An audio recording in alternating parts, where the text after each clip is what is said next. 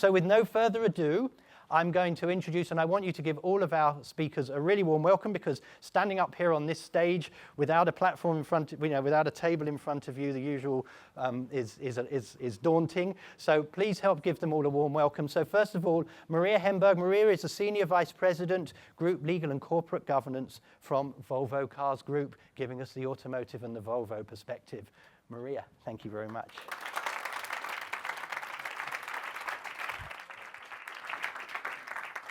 Thank you very much indeed, and I'm very honored to be here and extremely excited to have the opportunity to speak to you at this very important summit. I'm also very proud to be here as a representative of Volvo Car Group, because we were one of the founding members when Global UN Compact was established many years ago. So it's good to be here. I hope you all know Volvo Car Group, but should someone not be aware of who we are, a short introduction about our company. We are a fairly small premium car manufacturing company. We have roughly 30,000 employees, and we operate on a global basis. Factories in APAC, in Europe, and one on its way here in the US. We have a bit more than 100 sales operation in various countries, so it is a very large global operation, despite that we are not such a big player. But we do play a fairly big socio-economic role in society.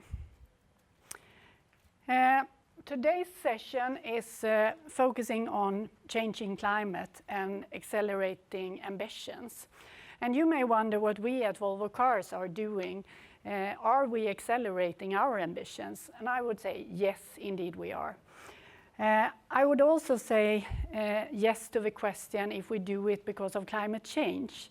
But not only because of climate change, because I think acting in a responsible and sustainable manner is also a very good way to develop business and to create economic growth. Our company changed ownership some 6 years ago, and that was a good opportunity for us to set a new strategic direction for the company. We decided at that point to go back to our roots where we started back in 1927, and that was with a strong focus on people. At that point, it was about safety for people. Today, it is about people in a broader sense. So our whole strategy is based on us being a human-centric company. And to us, conducting business in a responsible manner, it's part of our heritage and it's part of our core values.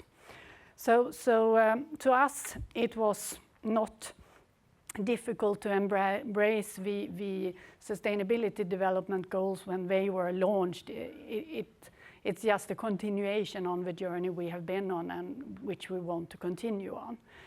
We have established a new strategy which to a great extent has taken a number of steps supporting a sustainable development. We have, for example, decided to right-size our engines. We decided to not provide any products containing engines with more than 4 cylinders. And that is a fairly bold statement for a car manufacturer to do. Many people felt that we were crazy when we took that decision, but we felt it was right. We also decided to focus on providing plug-in hybrids. And now we have fairly recently decided to go also for full battery electric vehicles. So we have provided a lot of proof points that we are doing a lot of work in the sustainability area. One thing we concluded was that we also need to communicate what we do, both because it drives engagement internally, but also if we do it externally, we can influence our industry. So we have some time ago launched what we call Omtanke, our sustainability program. Omtanke is a Swedish word. It stands for caring, consideration, or if you translate it more literally, to think again. And that summarizes in a good way our approach to sustainability.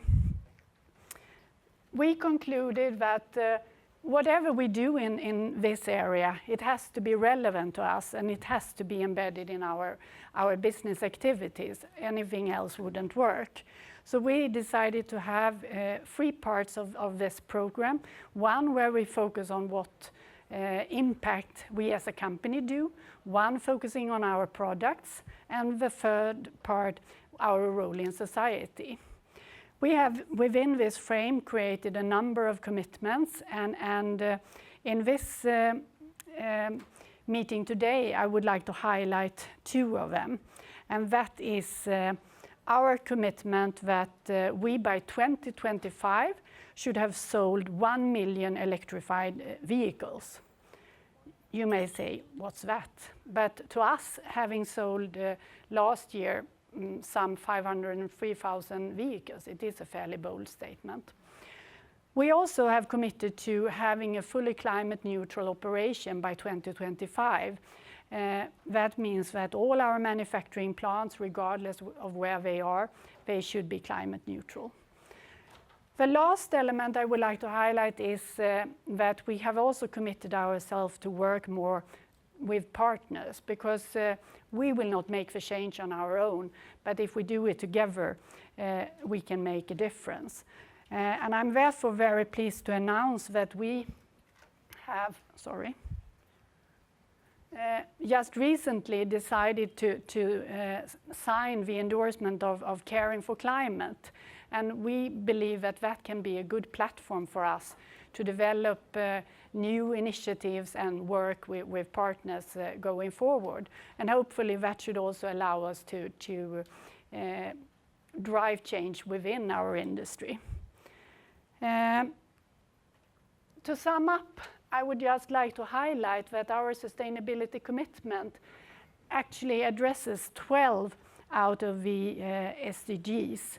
And we are very proud of that, obviously. And to us, it is important to see the link between those, between our strategy and all the way down to our individual employees. Because if you feel that you are part of an ecosystem and that you can contribute and that your efforts will make a difference, I think that is extremely motivating. So we look upon this as extremely positive when promoting what we are doing. So with that, thank you for your attention.